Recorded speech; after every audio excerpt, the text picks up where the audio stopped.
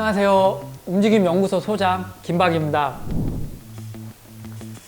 다이어트는 항상 모든 사람들의 고민거리죠.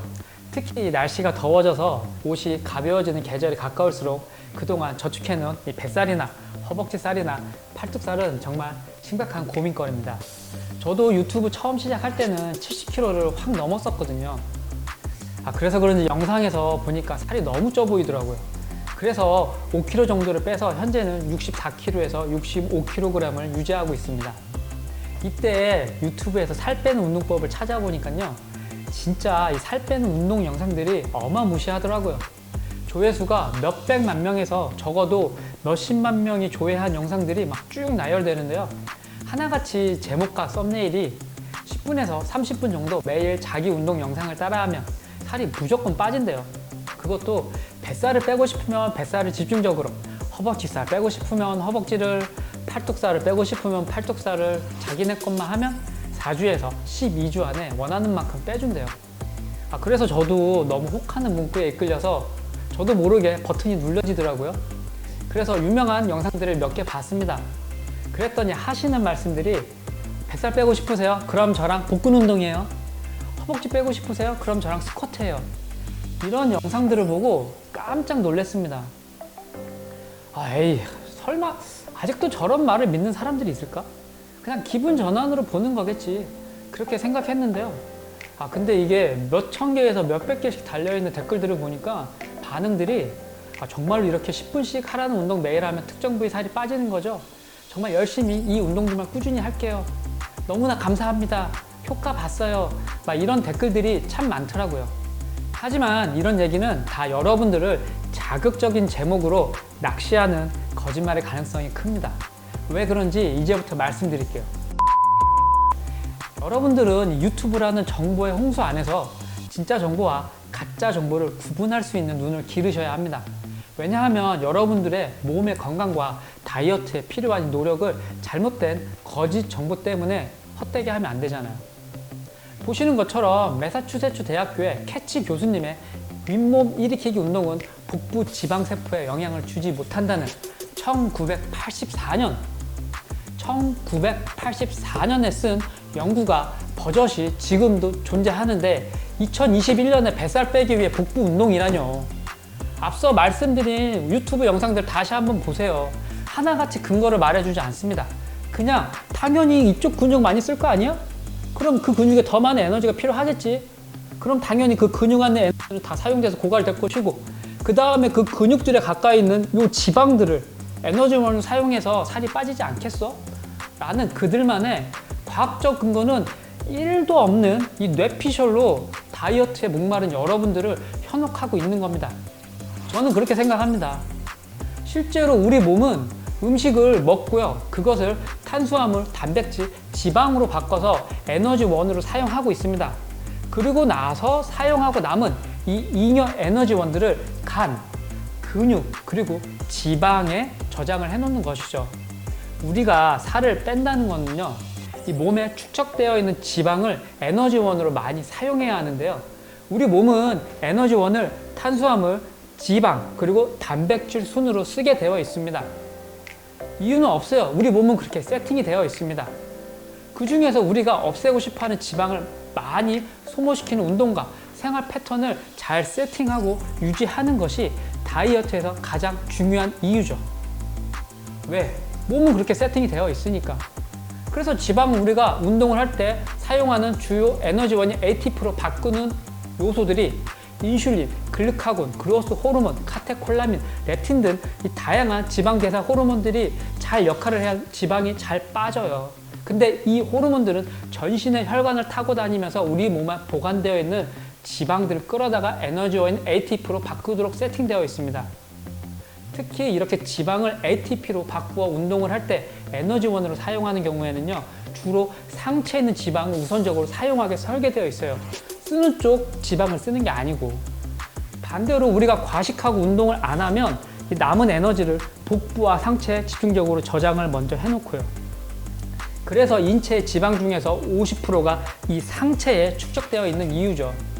여러분들 잘 생각해보세요. 살찌면 당장 배랑 가슴살부터 불룩해지잖아요. 바지 벨트가 안 맞잖아요.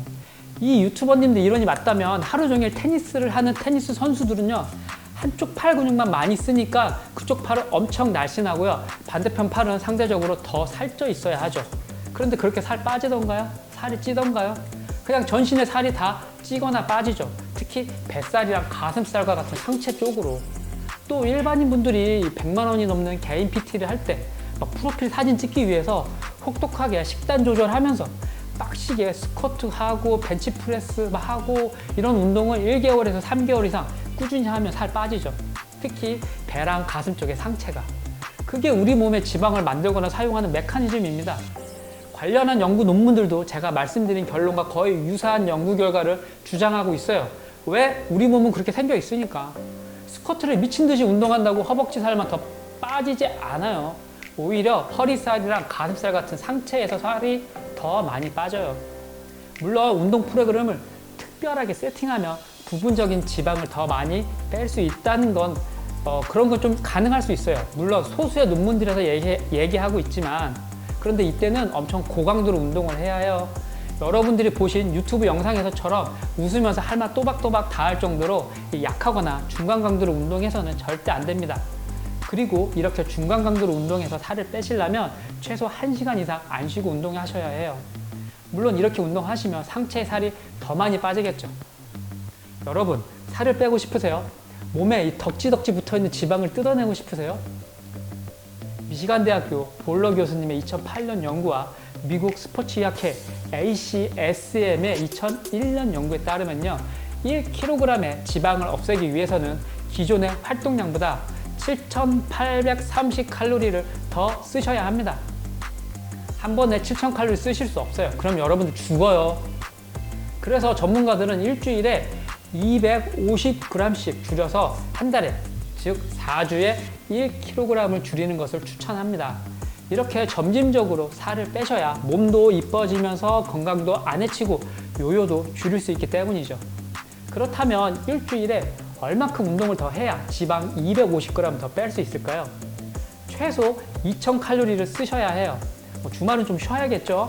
일주일에 5일 운동한다고 생각하시면 하루에 400칼로리를 소비하는 운동을 더 하셔야 해요.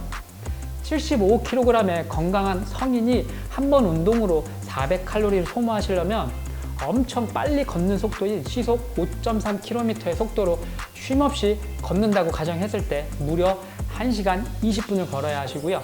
여러분들이 알고 있는 스쿼트나 윗몸 일으키기로 또는 일반적인 저항 운동을 하신다면 53분을 쉼없이 무거운 역기 운동을 하셔야 겨우 400칼로리를 소모할 수 있습니다.